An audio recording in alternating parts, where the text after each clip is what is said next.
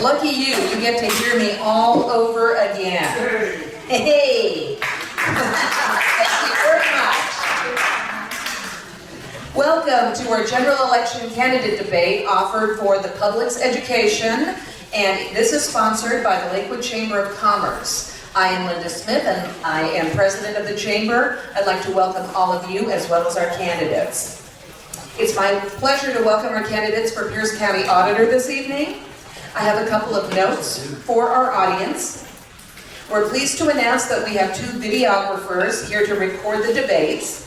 Thank you, John and Joni Ortiz, for volunteering your time. Now, if you wish to receive a copy of any or all panels, you may sign a release form in the back, right where the red and blue balloons are, and provide it to our volunteer at the materials table. The form is your pledge to us that you will not edit any part of the video to distort a question or candidate answer. If you're recording right now, or will be recording, we also request that you sign the same form or honor our request. We will also upload the debates on the Lakewood Chamber's YouTube channel. Now, I must express strongly, because we got a tough guy coming up here in a minute. Please, no clapping or disruptive noises from the audience throughout the debate. We're asking for civility this evening. I know everyone's passionate. Let's just kind of rein ourselves in a little bit, okay? Please silence your phones or turn your phones off if you don't know how to silence your phone. Candidates have been briefed in advance as to the rules of the forum. A coin flip by the candidates determine the sequence in which each will be called upon to do opening statements, and the opposite sequence for the closing statements. Now, the moderator is provided with this information already, so tonight's format will go as follows. Both candidates will get 2 minutes for an opening statement. Responses to questions are limited to 1.5 minutes each, and there will be a rebuttal period of 30 seconds. 2 minutes for closing statements. Response to questions shall be on a rotating basis, starting with the first person to give the opening. The moderator shall require all candidates to adhere to the timer's stop advisory. There will not be a 15-minute break. We're going to send you home after we're done. The next panel for Pierce County Auditor will be moderated by Brigadier General Doug Richardson and former Lakewood Mayor. He carries a very big stick. His assistant, and keeping the candidates within their allocated time, is Sam Scott. I would like for everyone to give Brigadier General Richardson a warm welcome.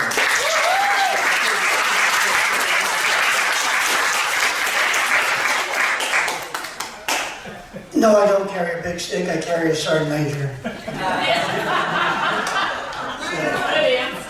Who's incognito, so just be careful. Well, I'll be moderating this debate this evening for Pierce County Auditor. Just as a refresher, the Pierce County Auditor's position by charter is a nonpartisan position of county government, as is the assessor treasurer and the sheriff. So that's what makes this particular race a little different than perhaps some previous ones you've been to. Now, those of you who have been to a debate or a candidates forum that I've moderated in the past know that don't worry about you not applauding or doing any of that kind of stuff. I always end up needing audience participation to make sure I go to the right person next. So you have an assignment while you're listening to the questions, and that is to think in your mind, who's he supposed to go to next? So that if I announce it incorrectly, that's your opportunity for audience participation, so you can tell me, where to park. Okay. So I think, Linda, you already covered this, right, about how much time for each of the questions, and Yes. that's all done. Yeah. Sam Cook, my good friend over here, is the timer, and I have no doubts that he will show you the sign. But what we try to do, to be fair to candidates, we really do have to stop it when it's stopped, because otherwise it gives additional time to the the other candidate. Okay? So, the super secret sheet I was handed at the beginning of the debate says that the first opening statement for 2 minutes will go to Linda Fun. Let's see if I can get this straight. Can you guys hear me? Yes, ma'am. I sit on Zoom all day, and that's the biggest question is, can you hear me? Have I accidentally muted myself? So, thank you for coming, and thank you for allowing me not have to worry about accidentally muting myself. I very much appreciate that. I am Linda Farmer. I am running for Pierce County Auditor. I am currently the Chief Communications Officer for the Washington State Department of Enterprise Services, and I serve on your Lakewood City Council. It's very, very hard to follow in the steps of Mayor Doug Richardson, but I am giving it the yeoman's try. I'm running to continue the Auditor's Office's exceptional standards of election integrity and to deliver government services efficiently. Ensuring fair, accurate, and trustworthy elections is more important than ever. I have 20 years of executive management experience in the public and private sectors. I've led leadership teams for the Pierce County Library System, the City of Federal Way, and the Puget Sound Action Team, to name a few. I have a master's degree in communications management from Syracuse University and a bachelor's from the University of Washington. Go Huskies. I've lived in Pierce County over 30 years, and tomorrow is my 19th anniversary here in Lakewood. And I've not just lived here, I've been an active member of the community. I just ended a 7-year stint on the what was originally the KPLU Community Advisory Board, and then I became very active in the Safe KPLU campaign, and I am super proud to say that I was a part of the effort to bring KNPX to an independent community radio station. I'm the only candidate in this race with elected experience, all of it nonpartisan. In addition to my time on the Lakewood City Council, I was also elected to the 2016 Pierce County Charter Review Commission. Thank you.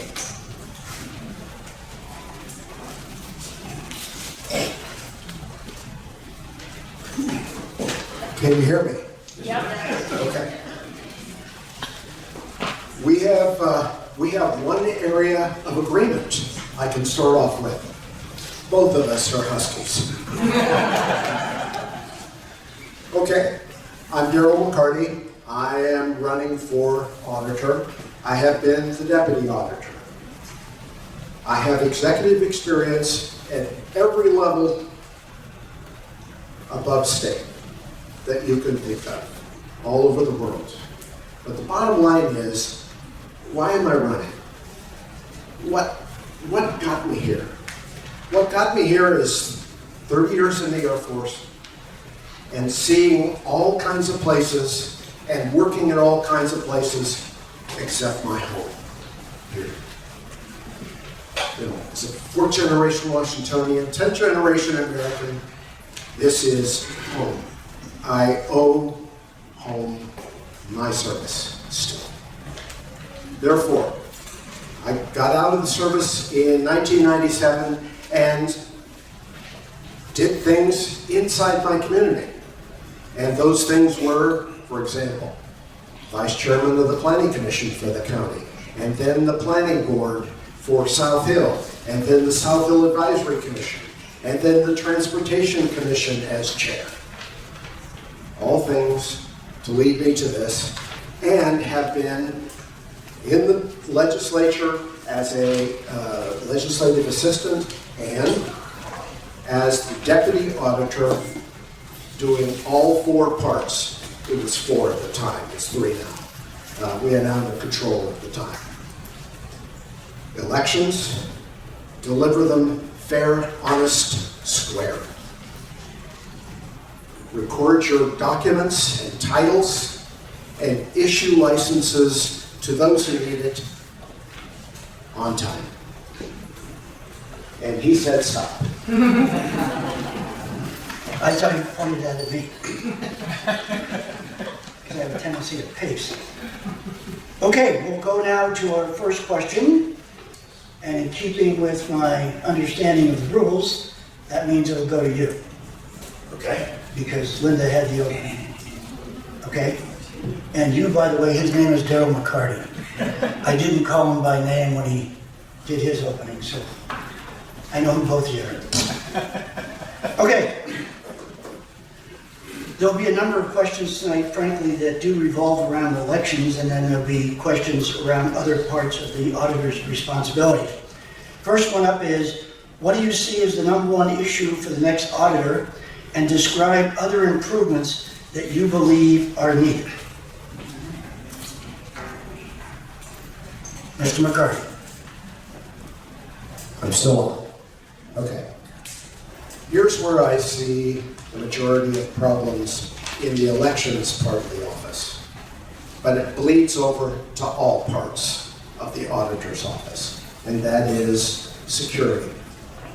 There are people out there. In fact, Microsoft will tell you there are 800 password intrusions into government computers in the United States every second of every day. Now, are they successful? You hear the ones that aren't successful, the pipeline in, where is it, across the South, I think. But they attempt to get into our election system, but the same data, the same systems are also where we record property and titles, and the same system that's on your marriage data, your marriage certificate, license. It's the same stuff, and they're trying to get into it. And my work in the military, and others in this room as well, looks at things like Tempest and Faraday cages and places that say no intrusion. And that means we have to be as professional as humanly possible and train people to recognize, not fix, fixes are different people, recognize a cyber break. Ms. Farmer.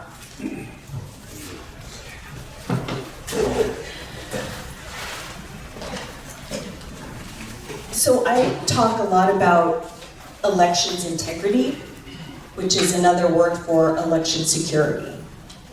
And I find that one of the most common questions I get is Dropbox security. Is my ballot really going to get to where it needs to go? Is it really going to get counted? Is the person who's touching my ballot, are the many people who are touching my ballot trained to do what they need to do?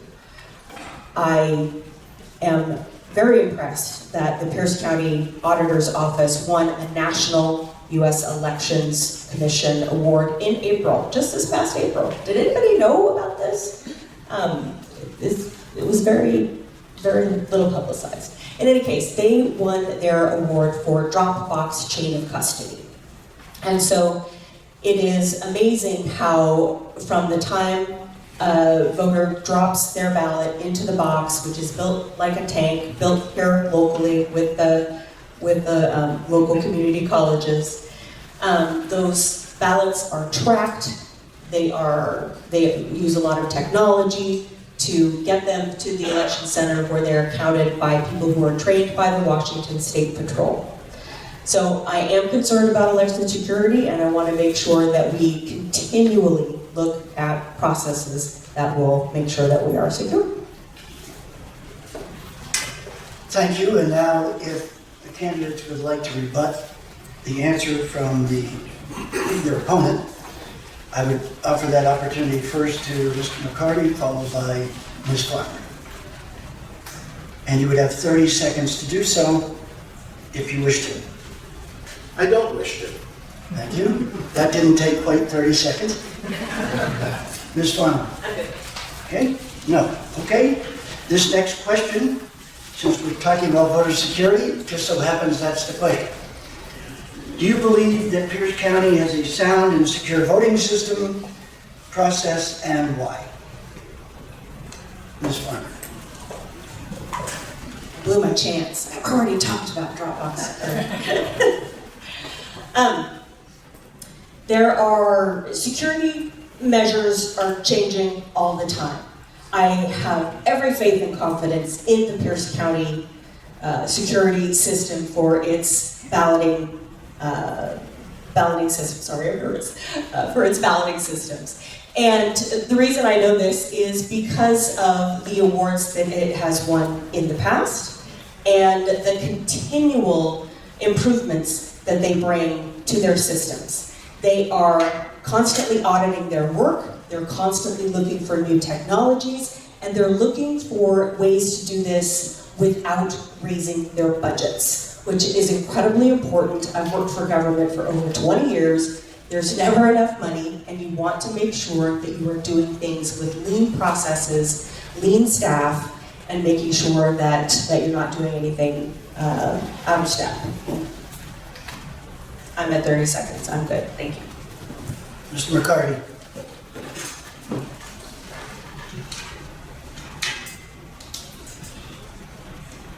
As I talked,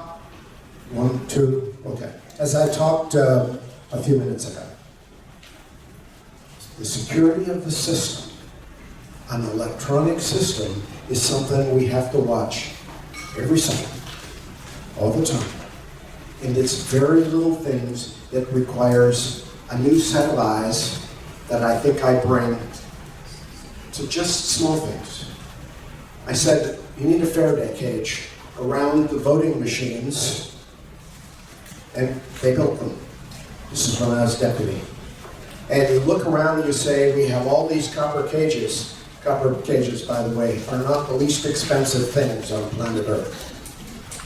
And they built these Faraday cages, except up. And that's where the cabling was going, and that unshielded cabling was going. And if you step outside the election center and then look up, all the microwave towers for the emergency systems are up there. And there's always bleed. It's little things. And it's not just electronic, I know that. It's people being trained like they are right now to observe, to watch every move we make. And this observation system that we have is designed to keep us working safely and counting right. Thank you. Any rebuttal? Ms. Farmer? Not sure I would call it a rebuttal, but I'd like to point out that the Washington State Auditor's Office did a performance audit of the balloting of the number of rejected ballots that happen in Washington State. And they determined that the #1 reason that ballots are rejected is correlated with the county that you live in. And there are all sorts of differences, but those are human-related causes. So we also need to be looking at our human systems. Thank you, Mr. Was that a canine? Pardon? A cough. Oh! I thought they let the dogs out. Mr. McCarty.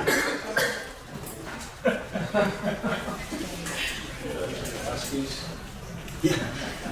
The counting system we use and practice every day is human-based, that with which I agree with her. It is human-based. There are errors, but one of the things we do is monitor and pick out ballots, and I did this as the chairman of one party or another, pick out precincts, clear blue sky and say, count the following precincts. My Democrat friend did the same thing, and they pulled them out and did precinct by precinct, those 3 manual counts, and they are pretty damn good.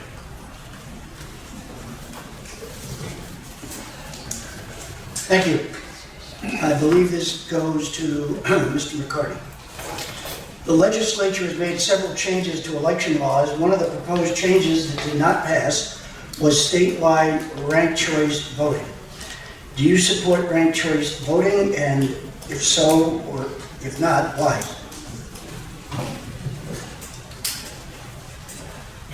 You're asking the right person the right question.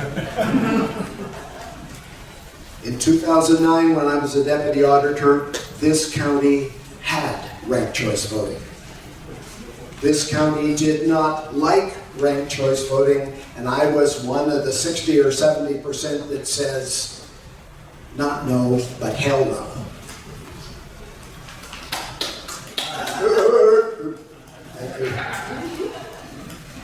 Okay, but the bottom line here is this.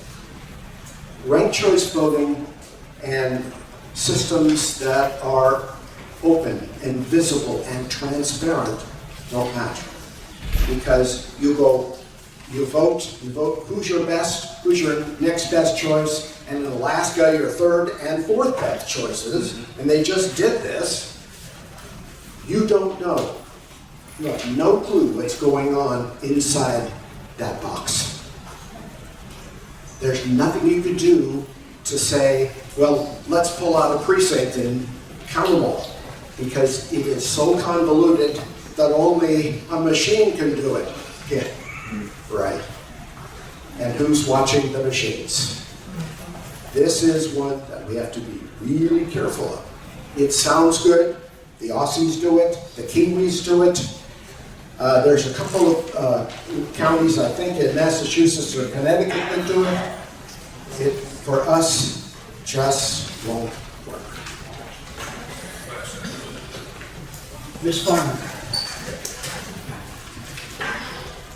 So I started out my career as a newspaper reporter, and I was on the endorsement interview for Dale Washington. And there's another thing that we agree on, is that not only no, but hell no. And so I was really glad when ranked choice voting was tried, and then we shut it down pretty quickly. Here's where we diverge. The way it was rolled out, it was not set up for success. It was rushed, it was confusing, and it did not go well. I am a communications expert, and if I were going to do something like this again, I would make sure that we understood our audience. Trying to get people to vote in the way that we do now, let alone trying to move something different with ranked choice voting. So my mind is open. I actually have not made up my mind about ranked choice voting. There is a big movement afoot here in Washington State to adopt ranked choice voting. And it's not the ranked choice voting of 2009. It is slightly different, and it can be implemented differently in different parts. Each county can do their own thing. And so I am open to learning more about it with a skeptical mind. Rebuttal? As she said the last time, this is not exactly a rebuttal. Because one of the things that we had to do when we were doing ranked choice voting, remember, that was the law. Therefore, we went around and this is the law, this is the execution that we're going to do, straight arrow. And you can only do 1 and 2, not 1, 2, 3, 4, that kind of thing. Where she and I probably agree is that it was rolled out way too quickly, and it was rolled out without us going out and talking to people and telling people what to do. Ms. Farmer? Okay. All right, we're moving now to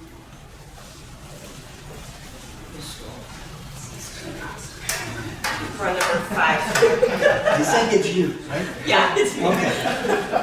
Wait, I think that question needs Oh, that's right. Is it Linda? Yes. Okay. Thanks for keeping me straight. I will now give you the question in French. Okay.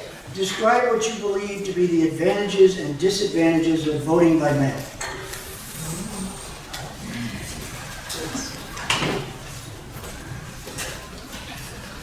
Well, I'll start with a really quick story because we don't have a lot of time, but I mourned the loss of the voting booth and the tactile.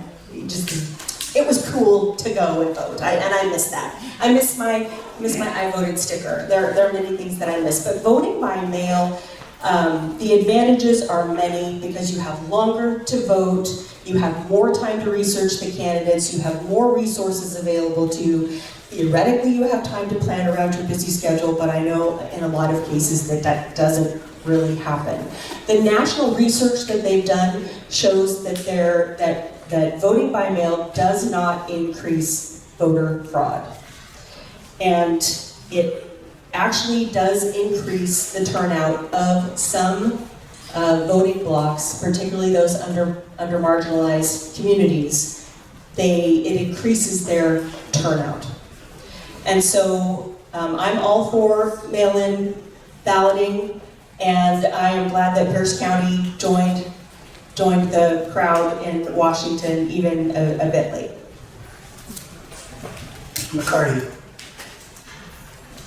As a military person with more than 55% of my time overseas, vote by mail is what I did for a living. We just did. We voted around the kitchen table. But when I came back home, I wanted to feel I was participating. And you're right, we sit outside in the rain and the cold, because it's always November, and it just feels right to vote in person.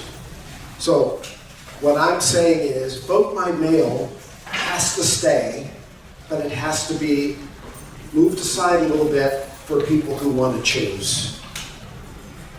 So if you want to vote by mail, and there will be requirements to vote by mail. The military, for example, State Department, Central Intelligence, they vote.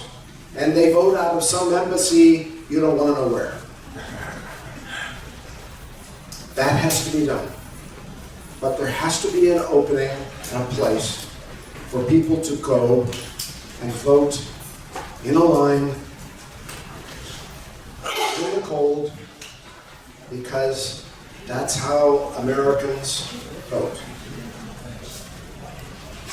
And if you look at it, you will discover that the same machines in smaller versions are the ones that are out there in the gym as the big ones. Thank you. In the election zone.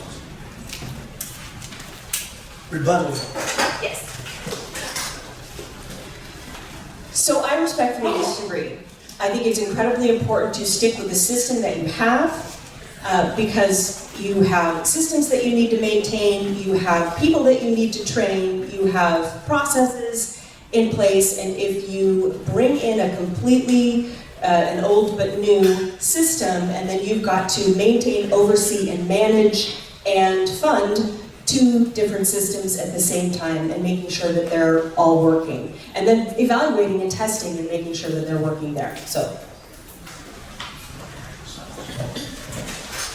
what she said is true. It's going to take additional training, it's going to take additional locations, but it doesn't have to be like we did it before with every other precinct getting it. It's in sections, in groups. You can also pay for it by things like you can use the drop box for free, or you can drop your mail off at the post office, postage not paid by the county. And that becomes the seed money to do something in a local. He said stop. Okay? I'm glad you complied. Okay, this goes first to Mr. McCarty. In the previous question, we asked about the advantages and disadvantages of vote by mail. Do you believe that ballot harvesting is a risk in elections, and how will you mitigate that risk? Ballot harvesting is legal in the state of Washington, and it's important we have it. Believe it or not, I'm saying that. If I take 3 ballots that are my family's ballots from our house and go to the South Hill Library and drop those 3 ballots off, that's ballot harvesting. We're not going to do that. We're not going to make that a crime. That's silly. What we need to do, though, is to make sure there's eyes on boxes, or we close them at some point during evenings, so that people can't come in and put in 300 ballots from somewhere. But a family? Come on. Of course we're going to allow that to occur. Put in your 3 or 5 ballots, and we're going to be fine. Now, do we want to put cameras everywhere? That's an option. Do we want to, up there so it doesn't interfere with anybody? Fine. Do we want to close the boxes at, pick a number, 11 o'clock at night or 9 o'clock at night? Maybe. That's another way. But we are not going to stop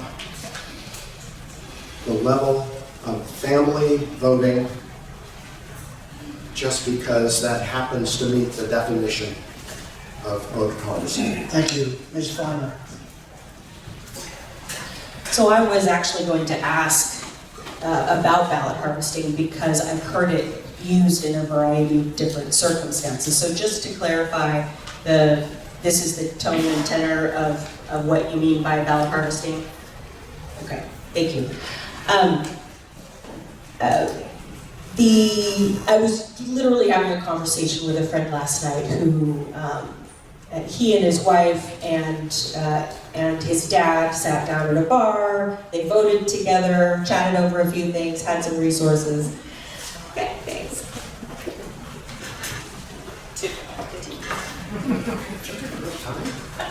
I forgot, it's very little time. Sorry. Okay, Ms. Farmer. Due to the diverse responsibilities of the auditor, their staff size and their location can create some management challenges. What experience prepares you for staff management, and how will you enhance staff performance and morale? Would you repeat the first part, please? Don't walk away yet. Okay? I didn't hear it either. Due to the diverse responsibilities of the auditor, and to clarify, Mr. McCarty pointed out there are 3. The staff size and their location, meaning they're separated, can create some management challenges. What experience prepares you for staff management, and how will you enhance staff morale and performance? Did you get that? Yes, thank you. Appreciate that. No, I wasn't referring to you. Oh, Did you hear the question? I did finally, yes. Okay, sorry. Just, again, Screen? I'm okay with audience participation if they're coming at me. So just let me know if it's not loud enough. Okay, you can start your time now. all right. This is, to quote Deryl McCarty, you've asked the right question of the right person. And so I have spent over 20 years in management in a government setting. And more often than not, we've got staff in completely different locations. And so they have a very hard time feeling like they're all a part of one organization. And you're usually underfunded. You usually don't have enough staff to get the things done. And so you're constantly trying to figure out what the best lean practices are to make sure that you're as efficient as possible.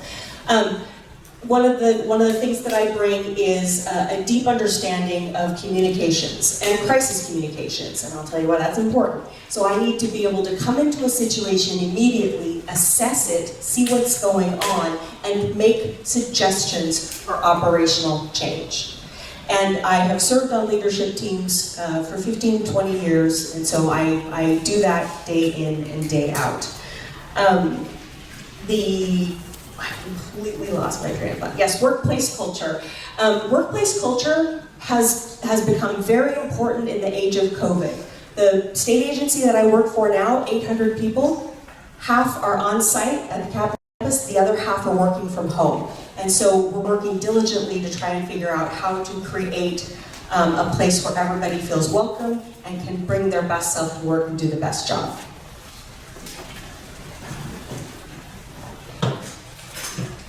I'm going to say the same thing, right person, right question. All over the world, executive experience at virtually any level you want, including international, and working with millions of people with only hundreds of staff, and feeding them successfully. I've done this. But in the case of the auditor's office, as the deputy auditor, I already did all that management. And here's what helps best: management by walking around. Thank you. Rebuttal, Ms. Farmer.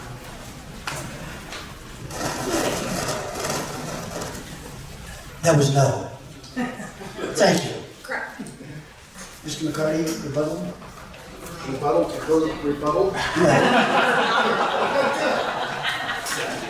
Next. I have to be nice to him, he's a general.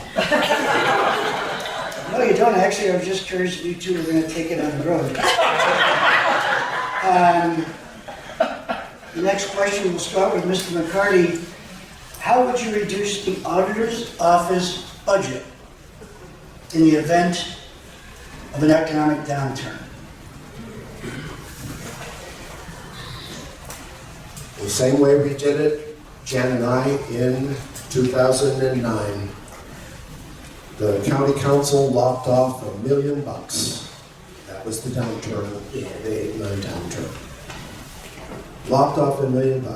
And you end up solving the problem by going to the staff and sitting down and negotiating with the union. And yes, it's a union office. And you negotiate and you say things like, we're not going to hire if there's an opening. Somebody retires or gets sick or something. We won't replace for that. But we also went back to the county council and said, the following things we can't do anymore. And it was pretty straightforward stuff. Licenses that no one used. Why offer them? Why have them on the books? And that's what we went through and did every time. And it's all management by walking around and talking to people and saying, what would you do? How would you handle that? And you would be surprised the number of people who have these suggestions you wouldn't have thought of in 1,000 years that are easy. And you just listen and they respond.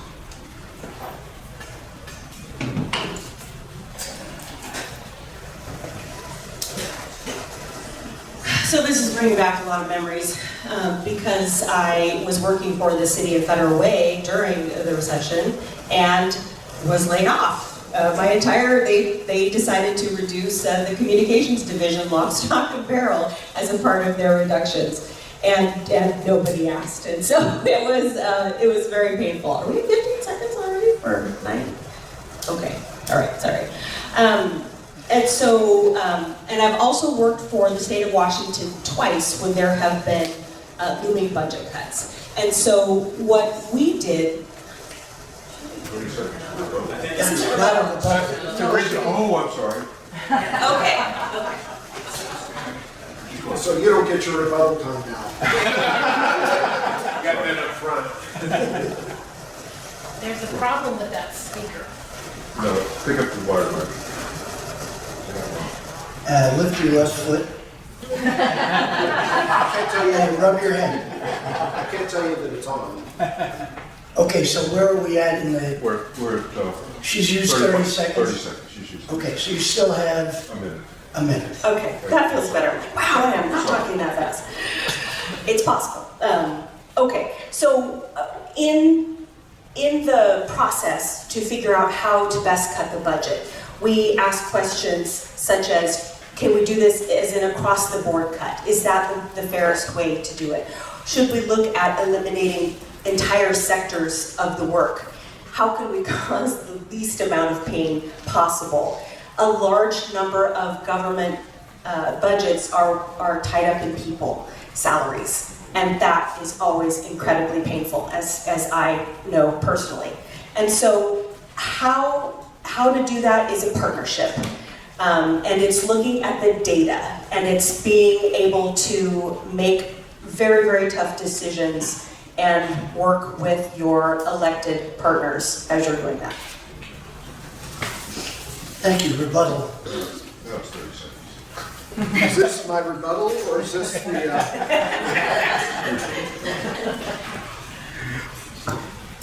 What are we rebutting now? The bottom line here is that in all cases where we are reducing ourselves, there are a number of things you can reduce, and you can find them. But you know who's got the best ideas? Young people. In the office, and you talk to young people. Now, I have tons of experience dealing with 18-year-olds, not my own. Thousands. Thank you. Listen, Ms. Farmer, rebuttal? The auditor's office is apparently a really great place to work because the longevity of the employees is incredible. And so we are looking at an historic turnover of very senior staff. And I would love to have the opportunity to work with some 18-year-olds and some younger folks coming in. And just making sure that we keep that in mind when we're looking at budget reductions.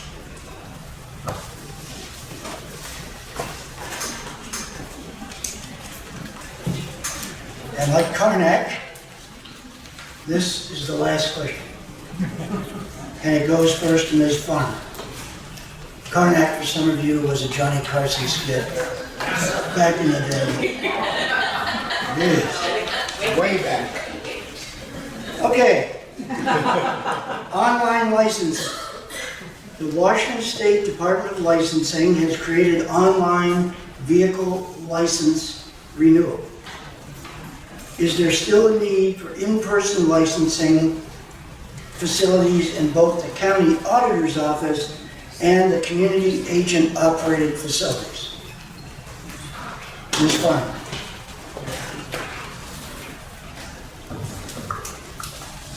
Yes. And here's why. There are folks in this county who do not have access to cars. They do not have access to jobs that are 9 to 5.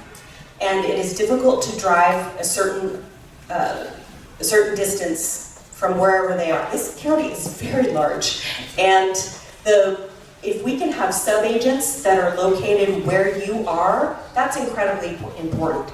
You are paying for these services with your tax dollars where you live, and it is a burden for you to have to drive far away to get to something as simple as a driver's license. So if we can co-locate services, if we can use our sub-agents wisely, which are a moneymaker, by the way. And so that is a way to add to the county budget.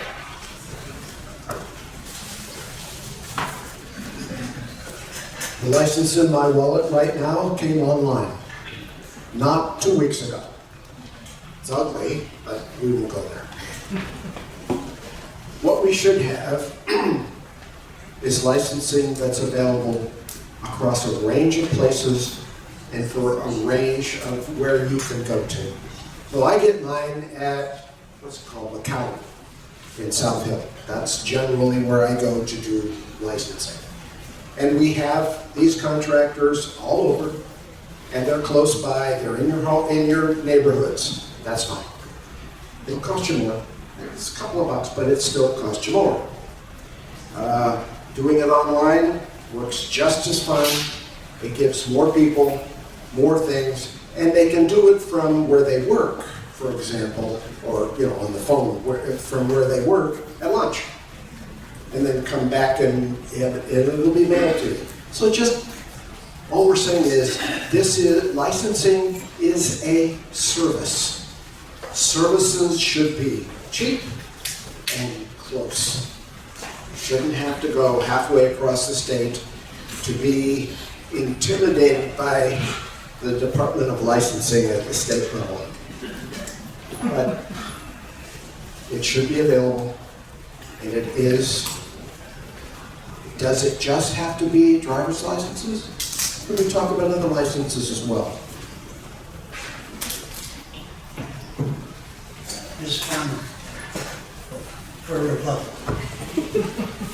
That would be 30 seconds. So yes, and If we move, I'm so sorry. If we move as many things as possible online, that helps a good certain subsection of our population. It does not help everybody. I worked for 3 years at the Pierce County Library System, and I can't tell you how many people had to find time out of their day to come to the library to use the public computers and to get help to learn how to fill out a basic form. And so we, as much as I love online services, I want to make sure that we still have the ability to do it in person. Mr. McCarty, I have nothing to say against that. somebody please write that down. Oh, actually, we're videotaping, right? Okay. All right, we'll now move to the closing. Each candidate has 2 minutes to close, and by virtue of the draw, Mr. McCarty will go first. As a reminder, my name is Deryl McCarty. I'm running for auditor. I've done it before. As a deputy auditor, I've been in there.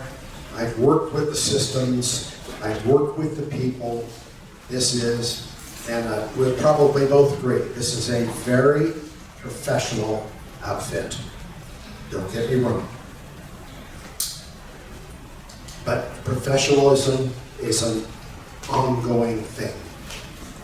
Because as we identify a new problem, we have to be flexible and go after that new problem by training a professional staff even more professional.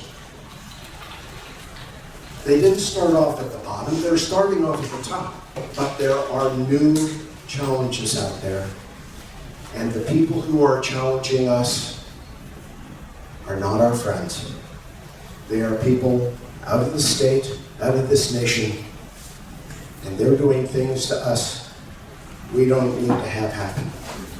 So, we keep training, we keep letting them see and understand the axis of attack in military terms, where it's coming from, and who's doing it, and why, and then what can we do.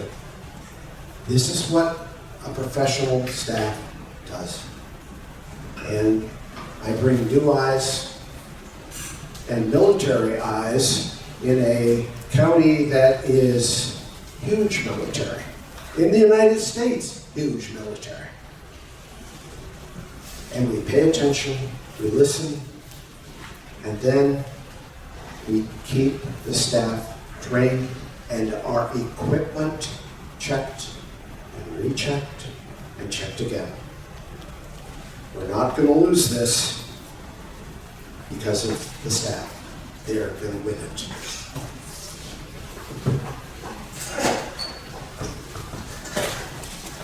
So I'm going to refer to my notes a little bit because I don't want to miss anything. So we've talked about a lot of big issues tonight, and none of them are going to be solved with a snap of the fingers. They're going to take time, careful planning, resources, but not too many, and lots of resolve. My job as Pierce County Auditor is to help people access the services they're already paying for with their tax dollars, so we make it as least of a burden as possible. This is something I've been doing exclusively for local government for 15 years. I'm the only candidate with elected experience, all of it nonpartisan. And we haven't talked too much about the elected part of this job. And I'm running because I have the unique public service it takes to succeed. The executive level leadership, specifically, say that 6 times fast, specifically here in Pierce County, nonpartisan elected experience, and a deep background in strategic communications so we can remove barriers, boost trust, and bring it home with solid communications. I humbly ask for your vote. Thank you very much. Let's give both Mr. McCarty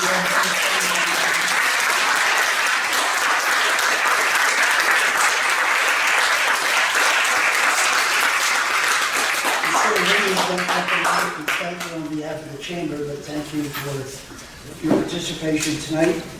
Now I'm going to ask that you all not jump out of your seat.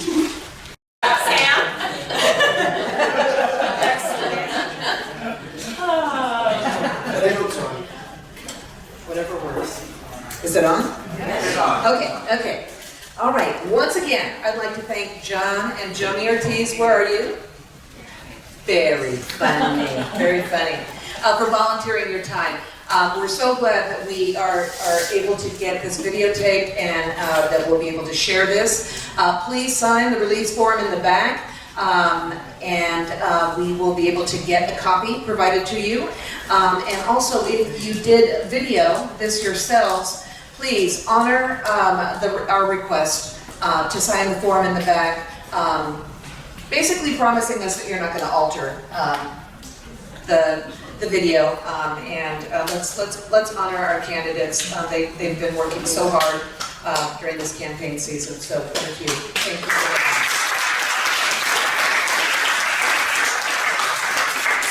Next week, Thursday, September 8th, starting at 5:30, we'll be meeting right here. It's the debate for the candidates running for every state house and senate race in the 28th and 29th legislative districts. Our primary election forums were excellent, and if you were able to attend, I think that you'll agree with that. And all the Democratic and Republican candidates appeared for an informative exchange of information and ideas, with the exception of just one candidate who could not be here. They had a conflict. Unfortunately, the upcoming debate next week will only have Republican candidates. After the primary election results were published, our Democratic candidates have all declined to attend next week's debate. We asked the Republicans if they would like to proceed, but with more time to talk with the public about important issues, and they all said yes. Therefore, next week, September 8th, starting at 5:30 p.m. right here, you'll be able to hear from these candidates that want to know your concerns and want to share their thoughts. Please join us to honor the public's right to information regarding candidate positions and views. I hope that you will come and join us regardless of your party affiliation. I think that it is important to support our candidates, once again, who are working so hard on our behalf. So on that note, I would like to thank you all. Thank you again for joining us. And please drive carefully. Look forward to seeing you next week.